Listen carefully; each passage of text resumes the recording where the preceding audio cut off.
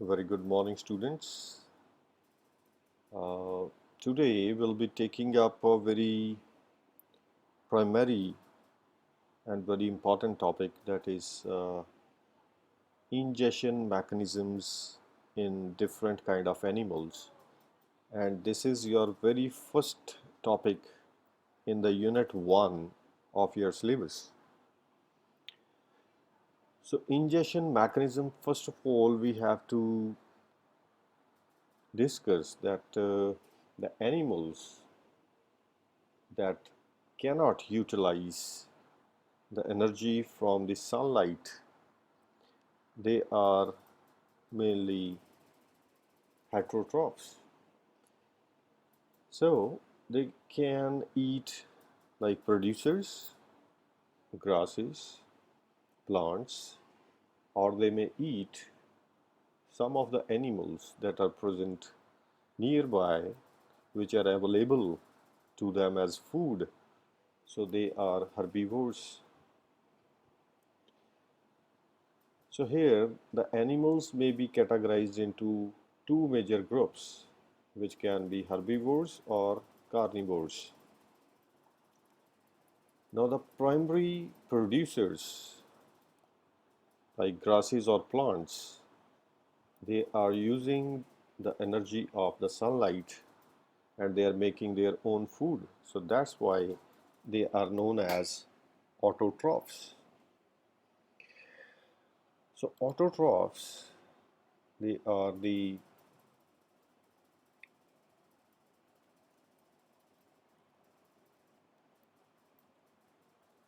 organisms that are making their own food. And secondly, we have got the next category, they are the heterotrophs. So heterotrophs are getting their food either from the plants or from the animals. So they may be of again two types. So first type is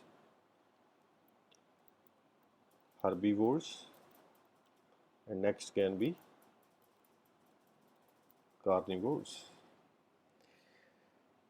Now the major question is this, that these heterotrophs, how they are taking in food. So our main topic is that how they are ingesting the food to get energy. So this is our topic.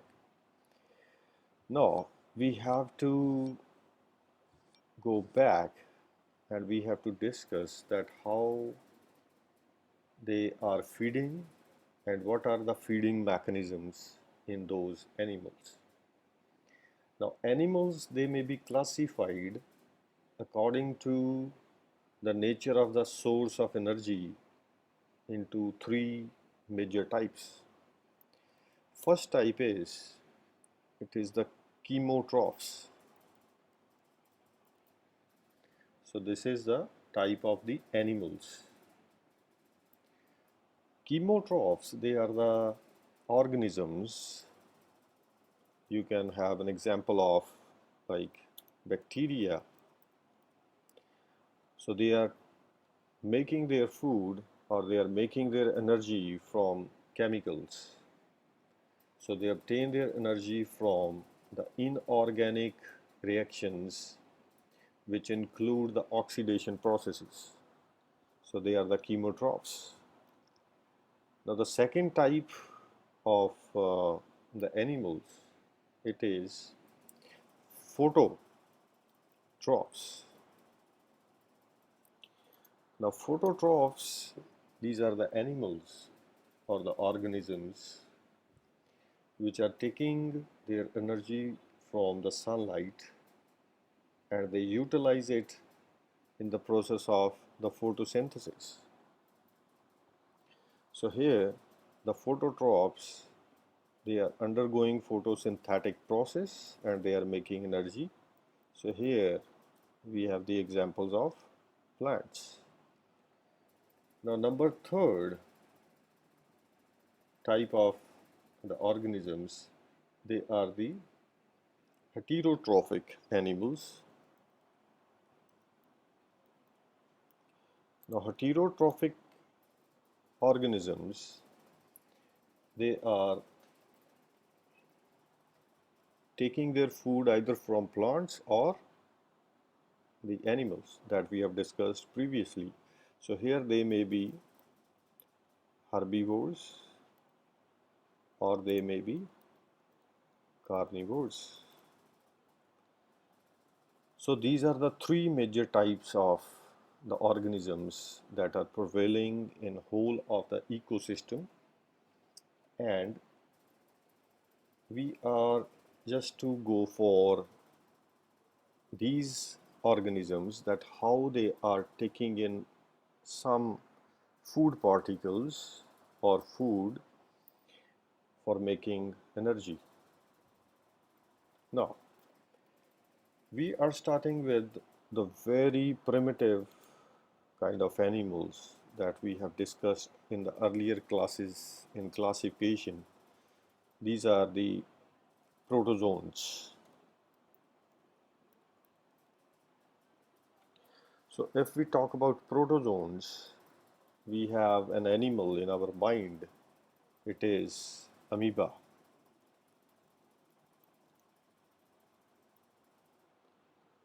So here we'll be talking about amoeba protease, that how it is taking up food and what are the ingestion methods in this particular animal. Now, as we all know that amoeba is a freshwater living animal and it is taking various kinds of foods, like it can be having a ingestion method which is called as import. So this is the first kind of ingestion mechanism which is called as import. Now import, it refers to the taking in of some algal filaments. So algae is present in freshwater also. So what amoeba is doing, it is taking up these algal filaments directly into its body through the plasma membrane. So this simple transport is called as the import. Second method of ingestion in amoeba may be, it is the circumfluence. Circumfluence is one of the methods of import of materials inside the body of the amoeba. So here what amoeba is doing, that it is taking up some food particle, it is making a food cup around it, and it is ingesting this particular food into the body, into the cytoplasm, and it is making a food vacuole. So it is called as circumfluence. So here one thing is to be remembered, that the circumfluence, it involves the direct contact of the food cup with the food particle. So this is a very important point. So next method can be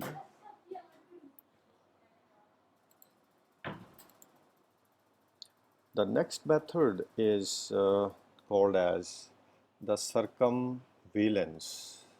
So this is another method of taking in the food.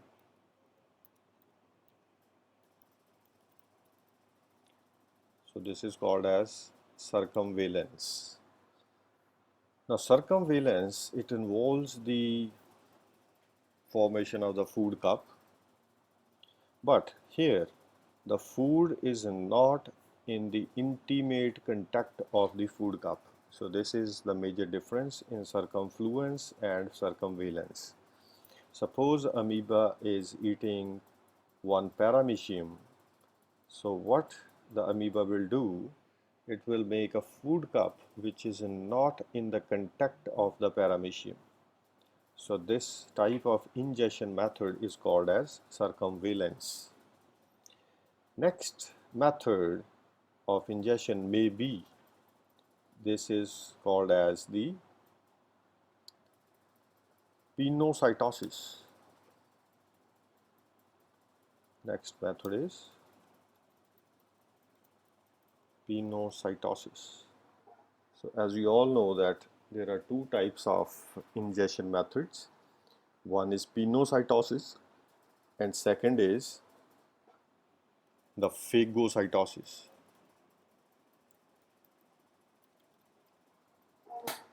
So there is very small difference in these two terms. Phago refers to the solid food. So that means phagocytosis is the intake of solid food, whereas the pinocytosis is the intake of liquid food. So here we can say that phagocytosis is the intake of solid food.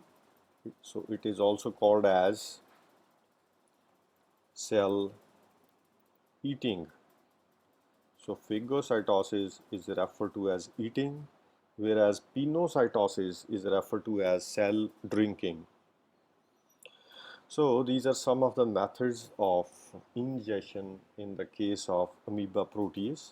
So that is a very primitive kind of animal. So we are having 5 methods of ingestion in amoeba. So after amoeba, we have various other animals which are protozoans like paramecium. So paramecium is also taking in food through its oral groove. So here I want to mention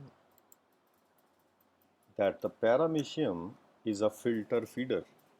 So it is taking in the food particles into its oral groove, and in the oral apparatus that food particles, they are filtered, and the food particles which are of appropriate size, they are taken inside the mouth and are put into the food vacuole. So amoeba, on the contrary, was not a filter feeder, but here the paramecium is filtering the food while ingesting. Next, if we talk about the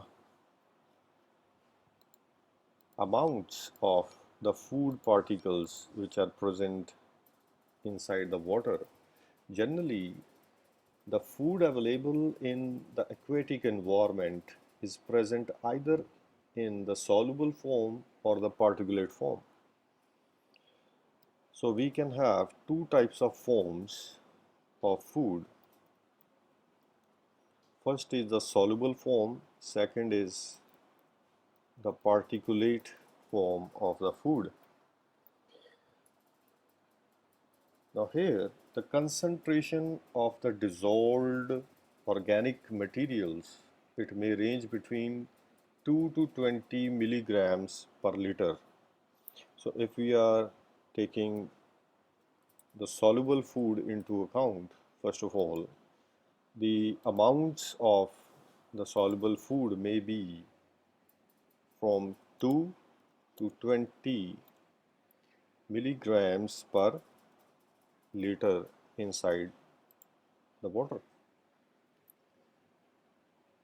Now here in shallow waters, the range may be near to like 4.5, and this range may decrease as the depth of the water increases. So here I want to mention that as you go down into the water, the amount of the dissolved food or the soluble food, it decreases. So animals, they have to come out or they have to come on the upper surfaces to get this food.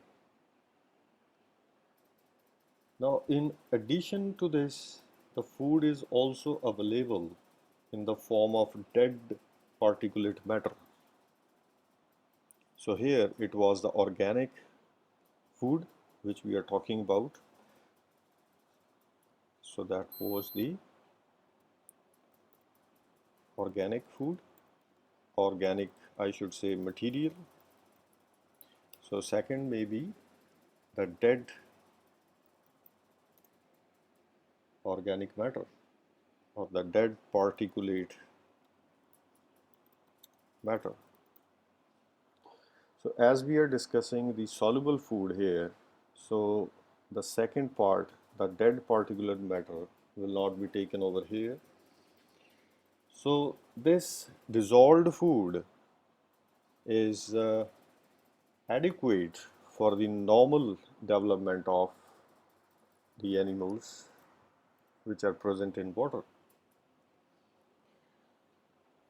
The endoparasites, if we are talking about next kind of animals, the endoparasites which are present as the internal animals inside the host, like cestodes, they may be protozoans, they may be platyhelminths, like Taenia solium or Fasciola hepatica. Protozoans can be like Trypanosoma. So they are taking the food directly.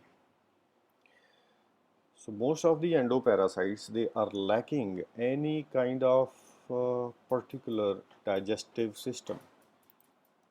So they lack a digestive system. If we take the example of suppose Fasciola hepatica, Fasciola hepatica is having a blind digestive system, but here one thing is to be mentioned that it can absorb food simply through its general body surface. If we talk about Taenia solium, there is no digestive system.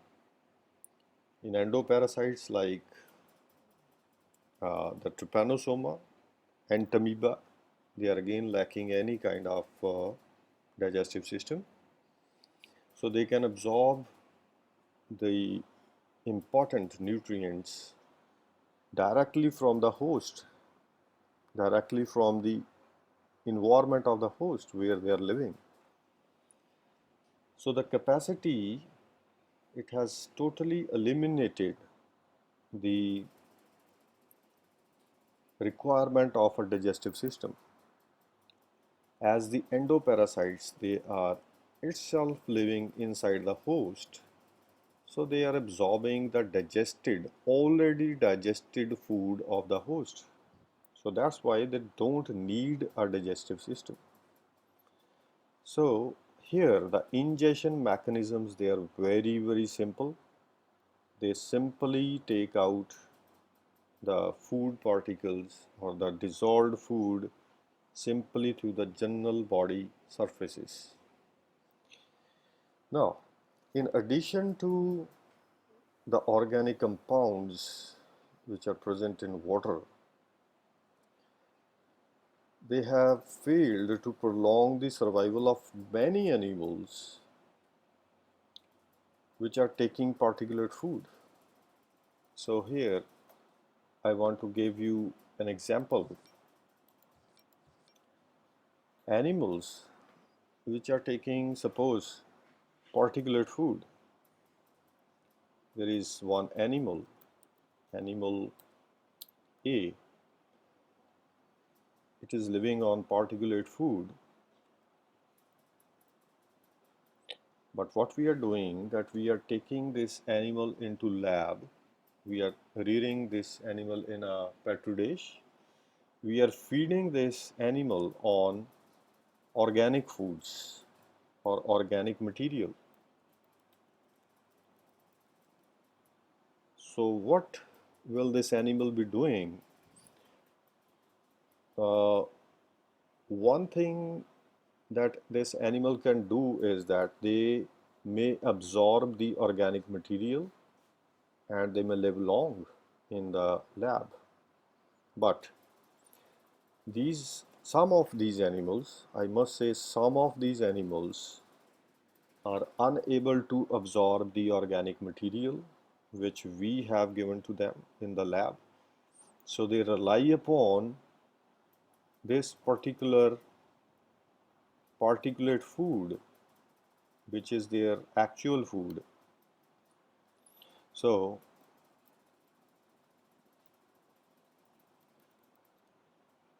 here I want to mention that the animal A, it is taking up a particulate kind of food, so they are not going to absorb the organic material.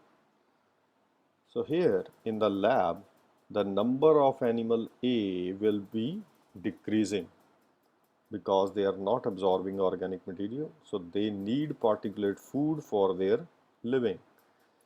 So some of the animals, some of the invertebrate animals, they suffer a lot if the water is having less particulate food. Maybe there can be a lot of organic material present in the water, but animal A like animals will die in the absence of particulate food here. So many times in aquatic ecosystems, many animals may die like this. So this is one of the example.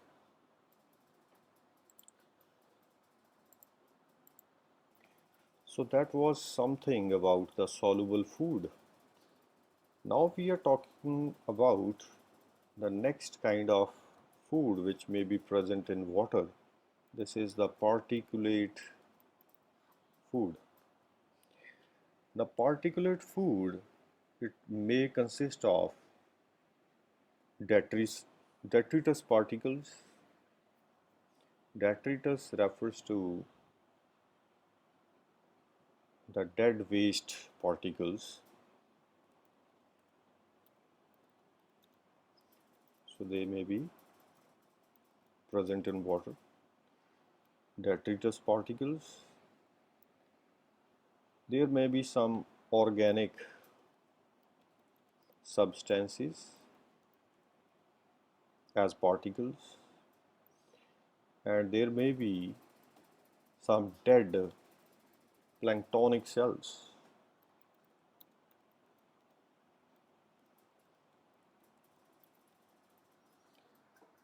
So these may formulate some kind of particulate food inside water. Now, the living phytoplanktons, suppose they may be uh, the diatoms or they are flagellates. They may be diatoms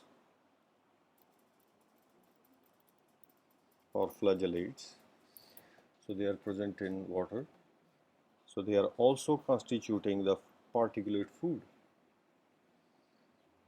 Now particulate food materials, they may range in water from like 1 to 2 milligram per liter of water.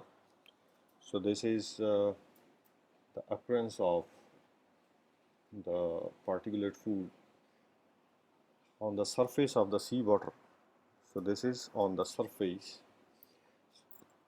So as we have discussed earlier also, this amount of food, it will decrease with the increase in the depth of water. So as we will be going down in water, this amount of particulate food will decrease. Now the quantity of this phytoplankton, it also varies with the season. So this is a very important point. So we are not basically concerned with the amount of the particulate food, but we have to discuss it because many of the animals, they are related with the seasonal growth of the or the occurrence of the particulate food. So the amounts of particulate food, they also vary with season. So most of the filter feeders, they are depending upon these diatoms and flagellates and phytoplanktons for their growth. So those animals will flourish out, will increase in number as the amounts of these phytoplanktons will increase in the water. So that simply means the seasons in which these phytoplanktons will increase in water, it will help to increase the number of those filter feeders. So that's how the amount is simply correlated with the amount of the or the number of the animals which are dependent upon that kind of particulate food. So students, up till now we had discussed the types of animals, the types of the food which is present in water. It may be soluble or it may be particulate food. We have discussed about the ranges of the food. We had discussed about that the how the parasites, how the protozoans, they can take in food. So on the basis of the intake of the food or the ingestion mechanisms, the animals, they can be divided into three major classes. So those classes will be discussed in the next section of the video.